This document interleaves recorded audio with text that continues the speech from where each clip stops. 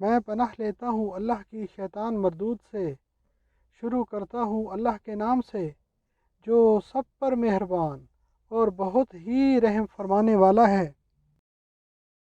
بلا شبہ وہ لوگ جو ایمان لائے اور وہ جو یہودی ہوئے اور نصارہ یعنی عیسائی اور صابئین یعنی بے دین، ان میں سے جو بھی ایمان لایا اللہ کے ساتھ اور یوم آخرت کے ساتھ اور عمل کیے نیک، تو ان کے لیے اجر ان کا ان کے رب کے پاس ہے، اور ان کو نہ خوف ہوگا اور نہ وہ غمگین ہوں گے۔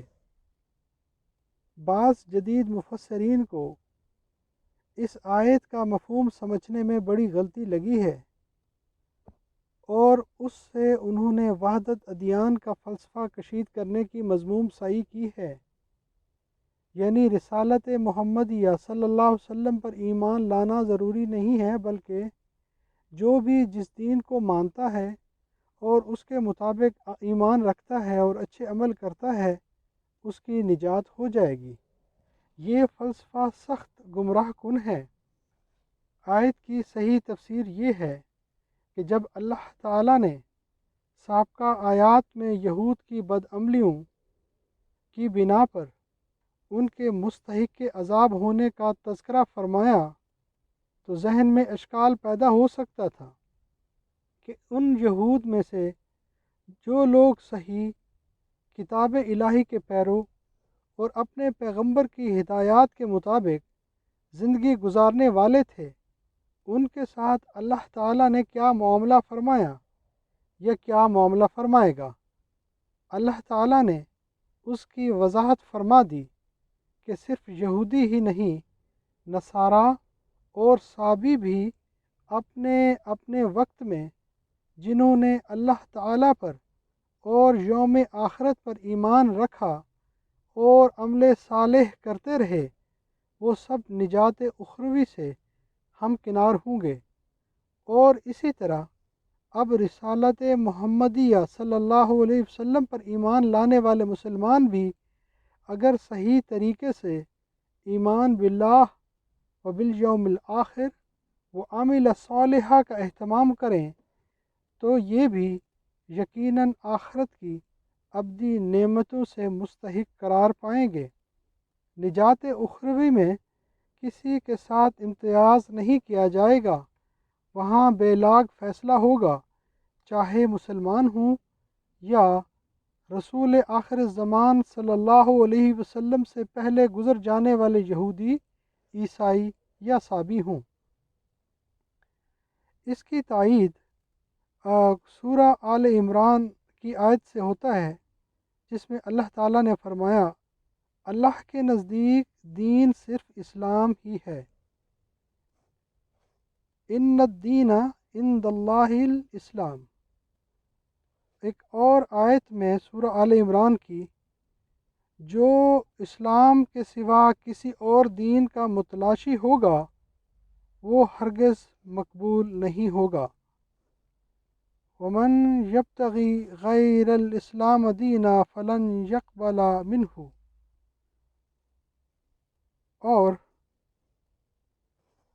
اور قسم ہے اس ذات کی جس کے ہاتھ میں میری جان ہے، میری اس امت میں جو شخص بھی میری بابت سن لے، وہ یہودی ہو یا عیسائی، پھر وہ مجھ پر ایمان نہ لائے، تو وہ جہنم میں جائے گا۔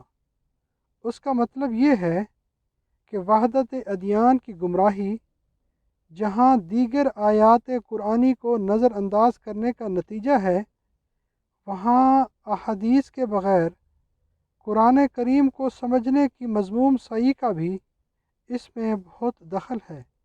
اس لیے یہ کہنا بالکل صحیح ہے کہ احادیث صحیحہ کے بغیر قرآن کو نہیں سمجھا جا سکتا۔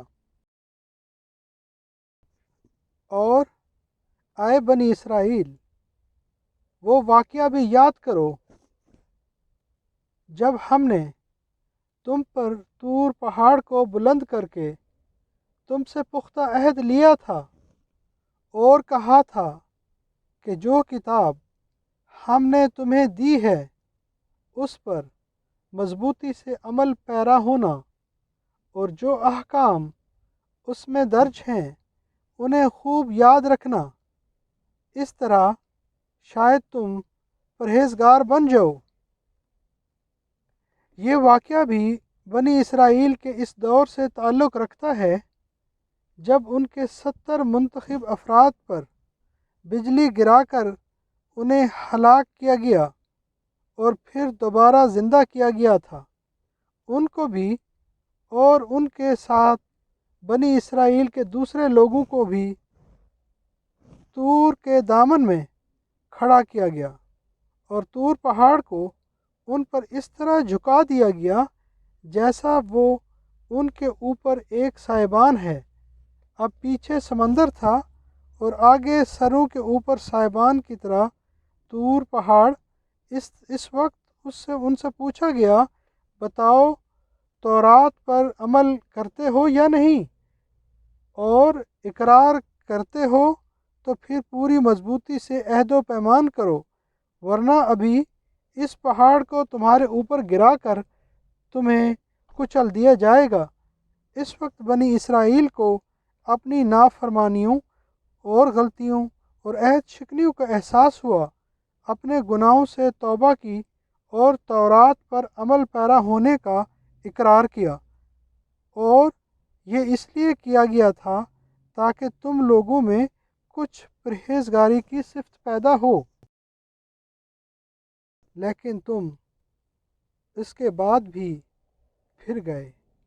پھر اگر اللہ تعالیٰ کا فضل اور اس کی رحمت تم پر نہ ہوتی تو تم نقصان اٹھانے والے ہو جاتے۔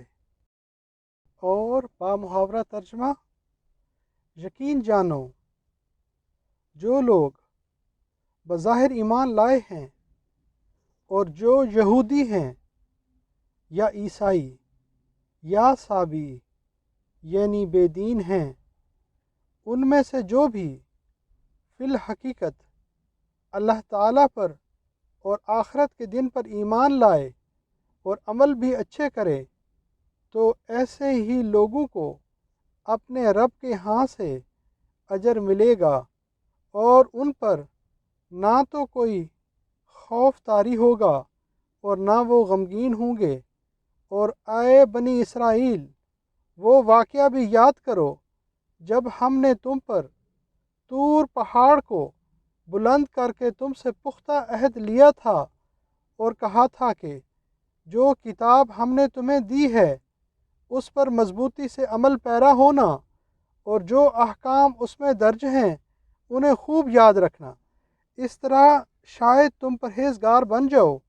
مگر بعد ازاں تم اس عہد سے بھی پھر گئے، اور اگر اللہ تعالیٰ کا فضل اور اس کی رحمت تمہارے شامل حال نہ ہوتی تو تم خسارہ اٹھانے والوں میں سے ہو جاتے۔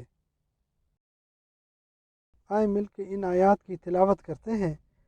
اعوذ باللہ من الشیطان الرجیم، بسم اللہ الرحمن الرحیم۔ ان الذين آمنوا والذين هادوا والنصارى والصابئين من آمن بالله واليوم الآخر وعمل صالحا فلهم أجرهم عند ربهم ولا خوف عليهم ولا هم يحزنون وإذا أخذنا ميثاقكم ورفعنا فوقكم الطور خذوا ما آتيناكم بقوة واذكروا ما فيه لعلكم تتقون ثم توليتم من بعد ذلك فلولا فضل الله عليكم ورحمته لكنتم من الخاسرين۔ صدق اللہ العظیم۔